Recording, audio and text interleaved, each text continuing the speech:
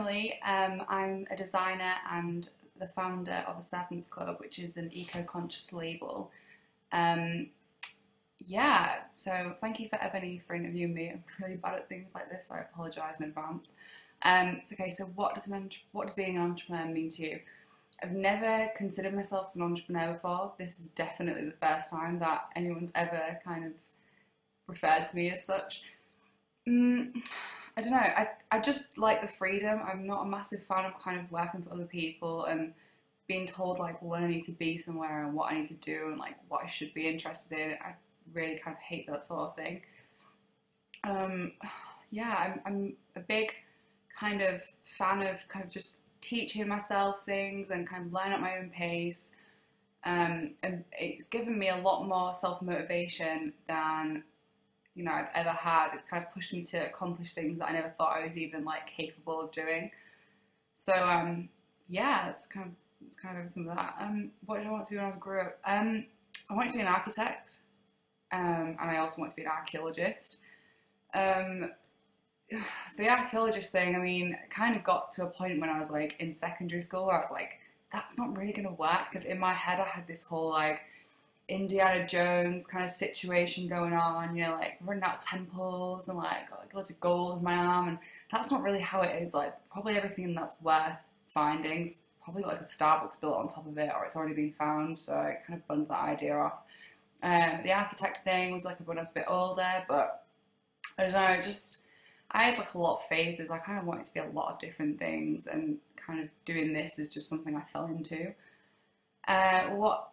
When did I decide to be self-employed? I was in this job. It was actually a pretty good job, and I worked really hard to get the job. But then when I was in the job, it was like just not what I was expecting, and I was really miserable. I'd spend my whole day at work thinking about all the things that I could be accomplishing if I had the extra time at home. Like I'd be thinking, oh, well, I could get all these orders done if I wasn't here today. And I was doing my jewellery and my kind of business alongside it, which was just like soul destroying, because I was like so tired from working full time, then coming home and then trying to do all these orders, and it just got to a point where it was like make or break, like something had to give.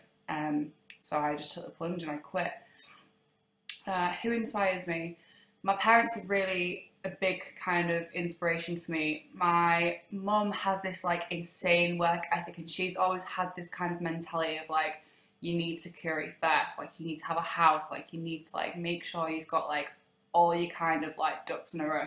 My dad on the other hand is like this total like free spirit, like plays in bands and has like toured all over the world, and it's all like, you just do what you love. Like he's like Jeff Bridges from like The Big Lebowski, completely like Jeff Bridges from The Big Lebowski, and he's just like, just go with the flow and do what you love. And I think both of those like mentalities together has given me like quite a good balance between the two. Like got a business head on my shoulders for like a lot of things, but I'm also like really kind of strongly believe that you should just do something that you love and that you enjoy.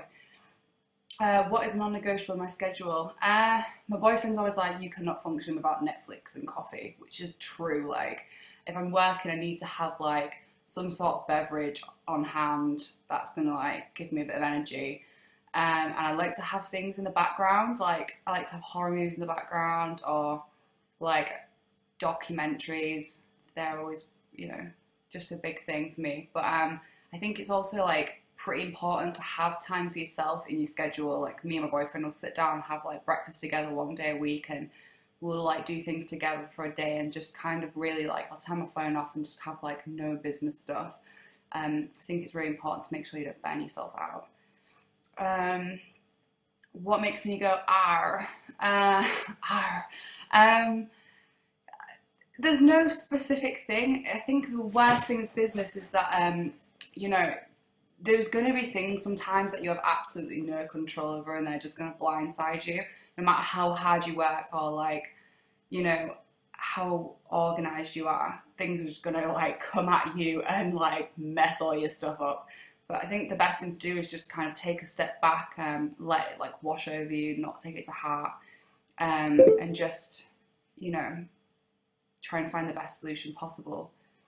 What did it help me feel more? I think the best thing with business is that, there's going to be things sometimes that you have absolutely no control over, and they're just going to blindside you, no matter how hard you work or like, how organized you are. Things are just going to like come at you and like mess all your stuff up. But I think the best thing to do is just kind of take a step back and let it like wash over you, not take it to heart, and just, try and find the best solution possible. What did he tell me feel more? again, like horror movies, I've got like a big thing with horror movies. Like I just kind of sit with the face mask on and like chill and just watch like a slasher film. You know, the best thing about that is like you could have had the worst day ever, but you watch something like that and you'll think, I'm not getting haunted and I'm not getting murdered, so pretty much smashing it. What would you like your epitaph to read? I don't know. I've never really been the type of person that kind of would like envision myself with a tombstone.